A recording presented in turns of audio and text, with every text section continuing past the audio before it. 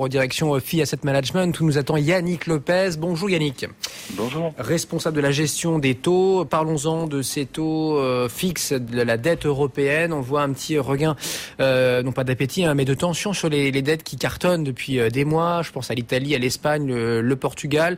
Des taux qui se retendent un petit peu, des spreads qui s'écartent avec la dette française et encore plus allemande. Comment regardez-vous cela? Est-ce que c'est un mouvement de pause là, ou c'est la fin de ce rallye qu'ont connu ces mêmes dettes? On a eu un mouvement, c'est vrai, très très violent finalement en 2-3 jours là depuis jeudi, et c'est vrai qu'on peut s'interroger à savoir est-ce que c'est on va dire des clôtures de position, des prises de bénéfices. Ce qui est sûr, c'est que c'est vrai qu'on avait finalement un sentiment assez consensuel. Ça a souvent été développé, un sentiment assez consensuel que les spreads des pays intra-zone euro allaient continuer à compresser. Pourquoi ? Parce qu'on a une amélioration depuis maintenant plusieurs mois de la conjoncture en zone euro. On a des indicateurs PMI qui continuent à nous encourager dans ce sens-là en disant que ça va aller encore un petit peu mieux. Et puis on a aussi surtout une rhétorique des banques centrales, toutes les banques centrales, pour encourager finalement des positions de portage avec des investisseurs qui sont de plus en plus confiants dans le fait que les banques centrales vont mettre finalement plus de temps que prévu à remonter leur taux d'intérêt. Donc ça les incite à aller chercher du rendement, donc plutôt privilégier la dette espagnole, italienne, portugaise, irlandaise, etc.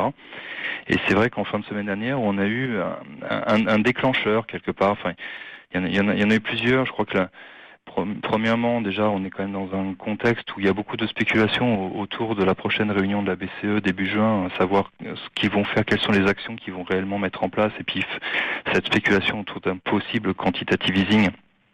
Bon, on n'y croit pas réellement sur les dettes gouvernementales, mais en tout cas, ça spécule autour de ça.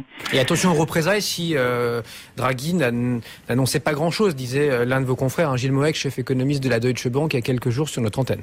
Oui, il y a un risque de déception, effectivement, parce que, comme je disais, il y a beaucoup de spéculation autour de ce meeting de juin. Je crois qu'une baisse des taux est globalement très très très très anticipé, mais on sait aussi très bien que c'est pas une baisse de taux qui allait changer la donne. Donc je pense que les marchés s'attendent à plus, et effectivement il y a un risque de déception. Et c'est vrai qu'il y a eu aussi un déclencheur fin de semaine, comme vous le savez, avec des PIB zone euro qui étaient plutôt en dedans, et notamment sur l'Italie et puis sur le Portugal aussi, qui est repassé dans le rouge.